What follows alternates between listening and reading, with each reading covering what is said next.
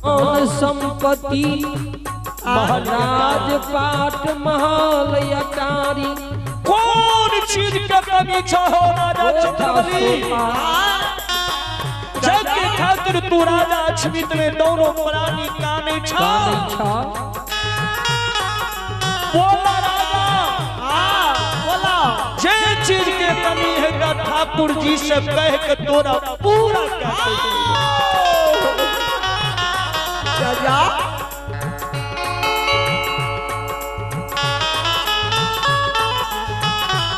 हे गुरुदेव, गुरुदेव अहं के कृपा से अक्षमितपुर में कौन चीज के कमी नहीं, कोनो दुख तकलीफ नहीं। तब राजा काने किया छो, क्या काने छो? रानी चंदावती के ध्रुव बाबा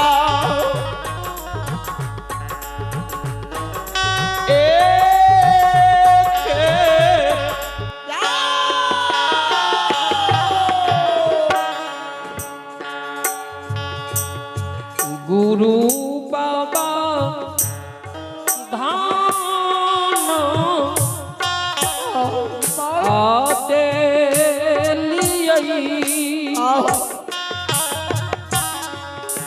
दौलताय गुरुजी हे यो धन के नहीं दे लियई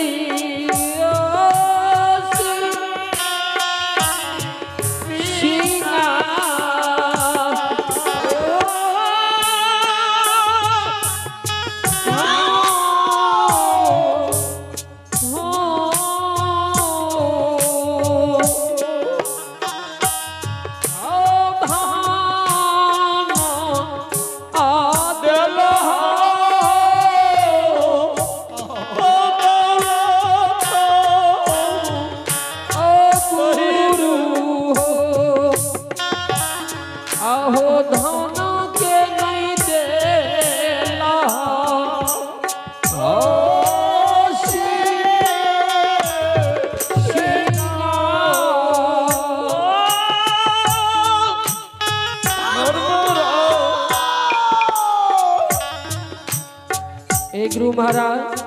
बाबा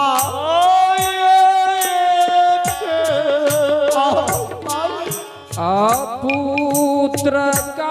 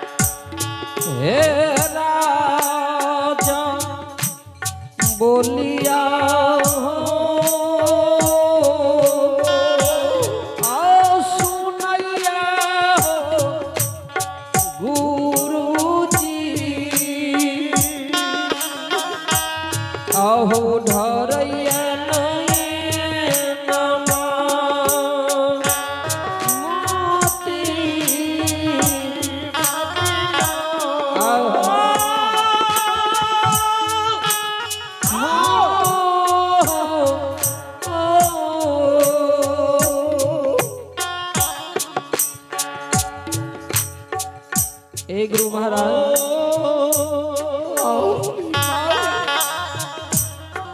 राजा राजा ए हो दुख पदुख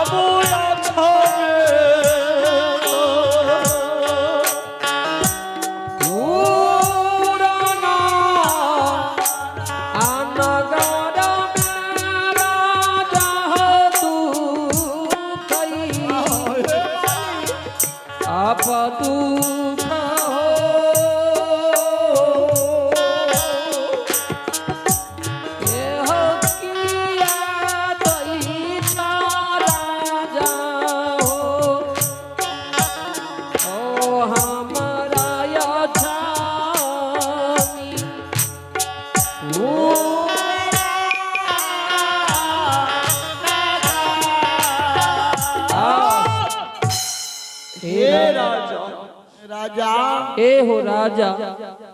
आज जेहन बात तू बोले छा ई बात सुन के हमरा दुख पर दुख तू दे रहा राजा हो तोरा बेटा नहीं छो आय राजा रानी चंदावती गांव में गुरुदेव हे गुरु बाबा कहिया कहिया यह अभागिन नारी के दिन सुदिन कहिया है अभागिन नारी के दिन सुदिन है कि हमरा कोई से बेटा हो एक संतान के जन्म लेते हे राजा चंद्रबली हे रानी चंदावती आज तो हम कुछ नहीं कह सकते आज तो हमरा भगवान अपने दुख अपने भगवान दुसह दुख देने ये तोरा मालूम नहीं रहो जय दिन हम कॉपी में धर्मक भगता रही धर्मक पंचिया रही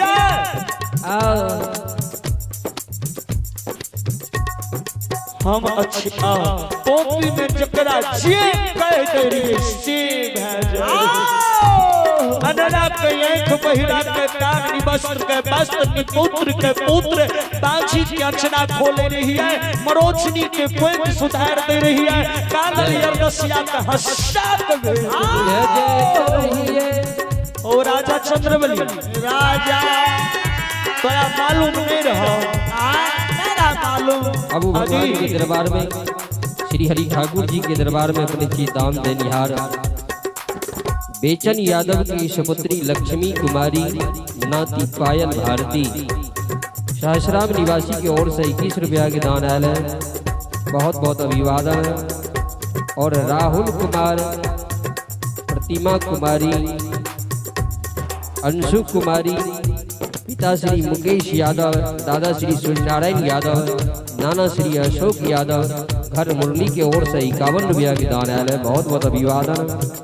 राम प्रवेश यादव सुपुत्र सागर कुमार सुपुत्री शाजन कुमारी ग्राम सहसराम की ओर से 25 रुपया के दान आयल है बहुत बहुत अभिवादन और महेंद्र यादव पोती नैना भारती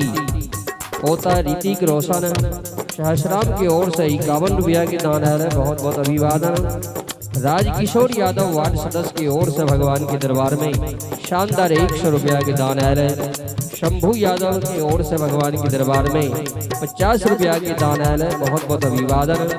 और अपने श्री महान दानी दाता प्रकाश यादव के नाइट सुमन कुमार 25 रुपया घर सहसराम की ओर से आयल है बहुत बहुत अभिवादन कोटि कोटि धन्यवाद। हे राजा चंद्रबली